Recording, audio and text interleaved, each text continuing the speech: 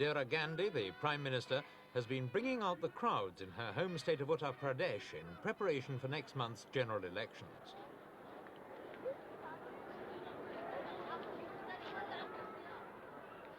Mrs. Gandhi's constituency is in the town of Ray Bareli, not far from the state capital of Lucknow. She's not expected to have much difficulty in holding it. At the last elections in 1967, she carried it with a majority of more than 90,000. But though her own seat is safe enough, this will be no walkover for Mrs. Gandhi's Congress party. In fact, the decision to hold elections at this time is a calculated risk on which this determined and undoubtedly courageous woman has staked her political future.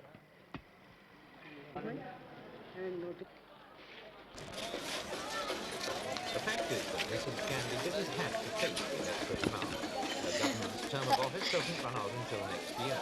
But in her view, India is in the crossroads, and she feels she can no longer proceed without a fresh mandate from the people.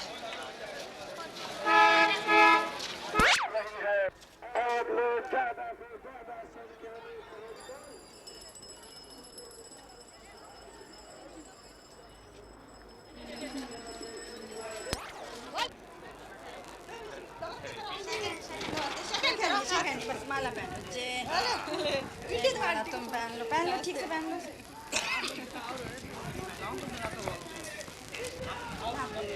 As the daughter of Pandit Nehru, one of the founders of modern India, Mrs. Gandhi the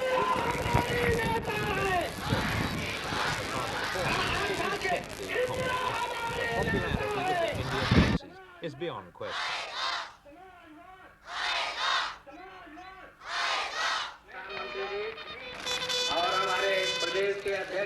Congress अध्यक्ष हम आप सब किसान भाई मजदूर भाई और जितने दूसरे वर्ग के लोग हैं जो गरीब हैं और जो पिछड़े हुए रहे हैं उनकी भी सहायता हम करें और ये काम शुरू भी हो गया लेकिन आप सब जानते हो बाहर से अन्न खरीदने में जा रहा क्योंकि अपनी जनता को यहाँ हम भूखा तो रख नहीं सकते तो बहुत से जो विकास के काम थे The Prime Minister hopes that this message will get enough support from India's 280 million voters to send her back to Delhi with an overall majority in the Lok Sabha or lower house.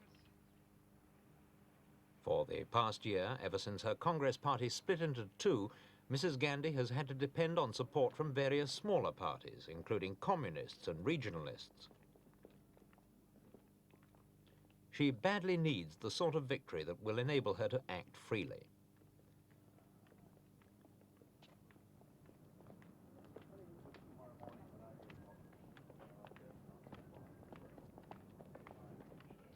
Under its new symbol, Mrs. Gandhi's section of the party is going into the elections with the nervous belligerence of an army about to fight a civil war. The campaign has taken on the air of a family feud, putting into opposing camps party workers who once battled side by side under the old Congress banner.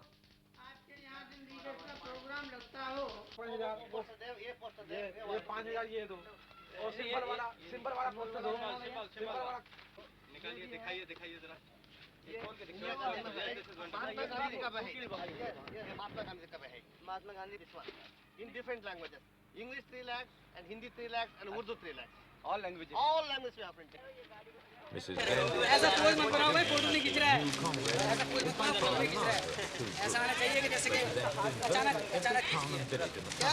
an advantage enjoyed by no other group contesting the election.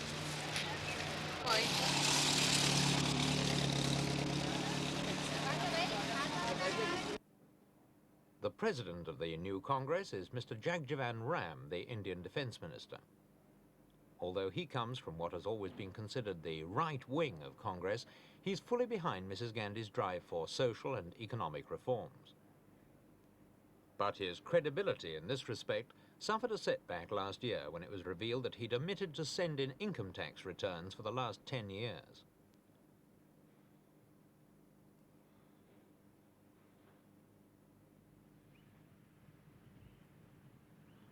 Another prominent personality in the new Congress is the Finance Minister, Mr. Y.B. Chavan.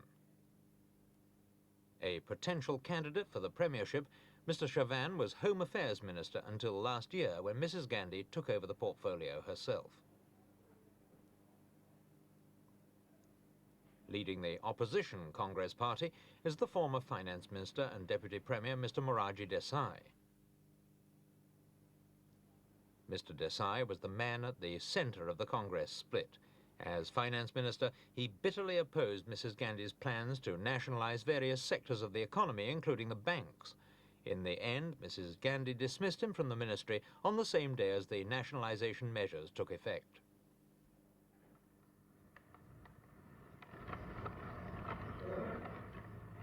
Desai was supported by several Congress stalwarts, including the party's president, Mr. Nijalingappa.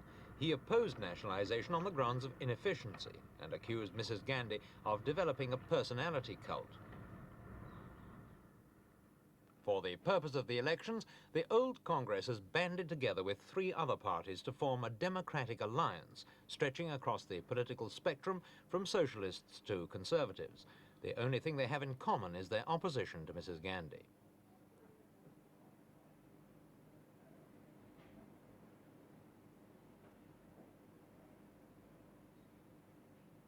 One of the main parties in the alliance is the Jana Sangh.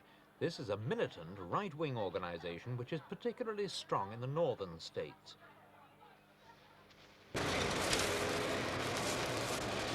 It's virtually the only party which raises matters of foreign as well as domestic politics. It does so in no uncertain terms.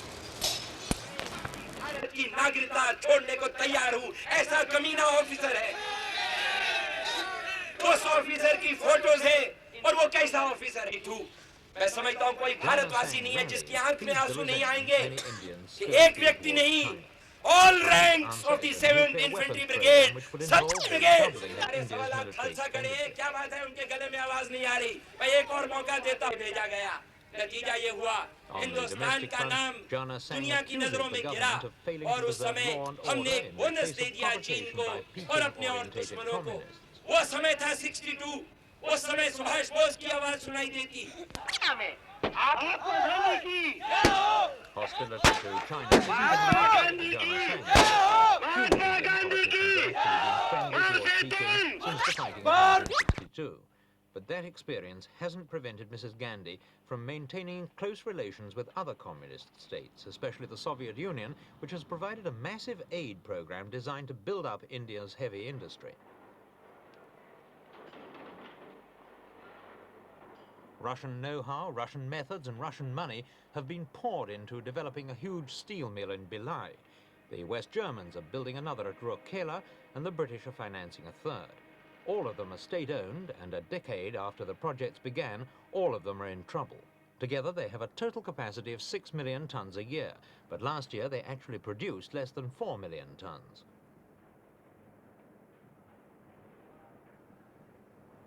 Mrs. Gandhi's critics have been quick to seize on this record as evidence that her form of socialism leads only to waste and inefficiency.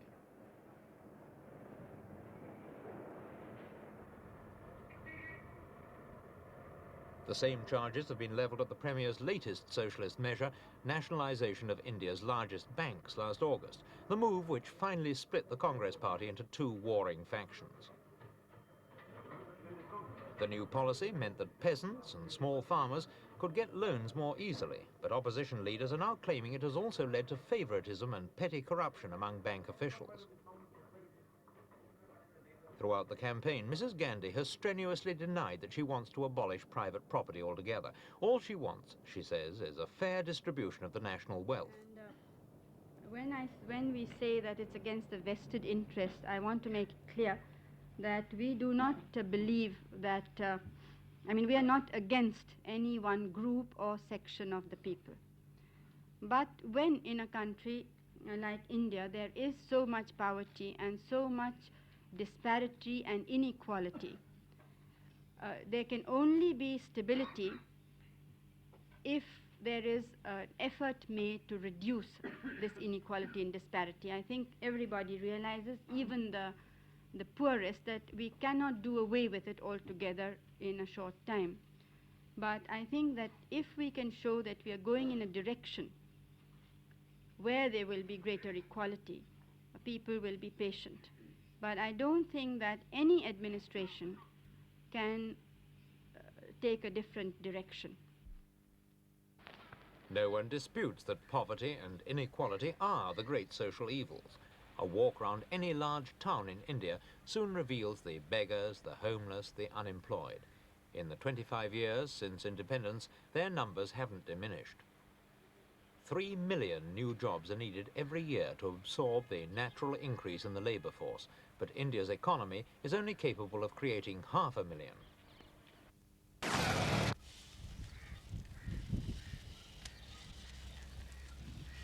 Like all other sectors of the economy, agriculture consistently falls short of what it needs to produce to become self-sufficient. India has the capacity to produce all the fertilizers it needs, but typically not all this capacity is used. The result is that half the country's fertilizers have to be imported. Meanwhile, old methods are gradually giving way to new, but not quickly enough to make a fundamental improvement in the standard of living for the majority of the states.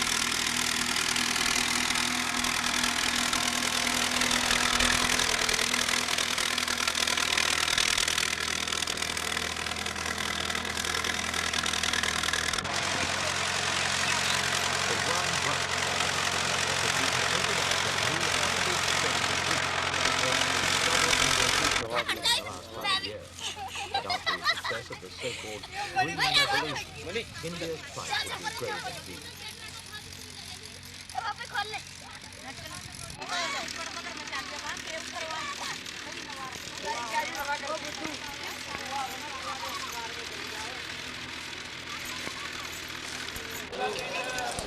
Gandhi's concern with addressing the inequalities in Indian society has finally committed her to a brand of socialism that many of her former followers within Congress regard as doctrinary,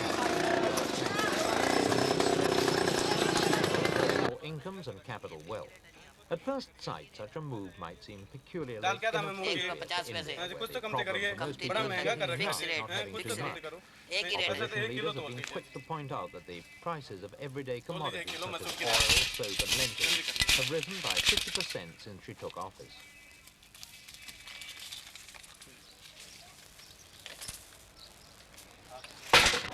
The Prime Minister's critics say that what India needs today is not socialism but efficiency. The Prime Minister should increase the rate of economic growth so that some of the 20 million unemployed, including 2 million graduates, could find useful work. We asked some of Delhi's citizens what do you think is at stake in these elections? The question that comes into these elections is whether we as a country should become more socialistic or not. What do you think about the declared policies of Mrs. Gandhi for further nationalizations and redistribution of national wealth? Redistribution of national wealth by itself is a very good objective. Almost all the countries in the world are aiming towards this and working for its progress. Nationalization does not help very much in the redistribution of the wealth. It only brings inefficiency, as is evident from the public sector in the past.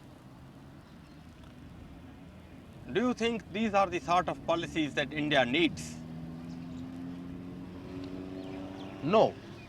As a country, what we need is a production and export oriented policy which helps us attain our own self-dependence. We need such policies because of the exploitation by the capitalist class.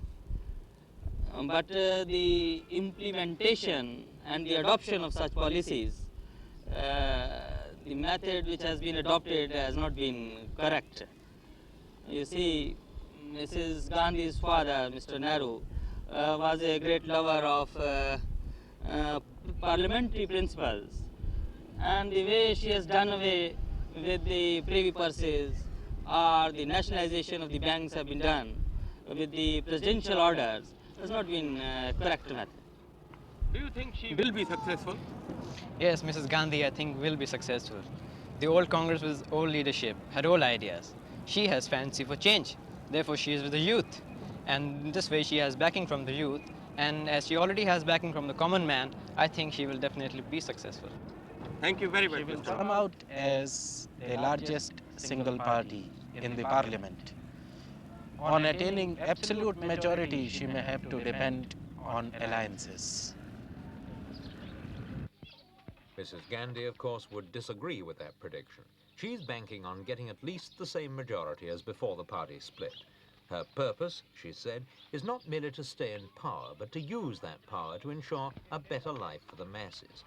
She's presenting herself to the people as the champion of socialism against the forces of reaction. It remains to be seen if the people will see the issues in the same terms.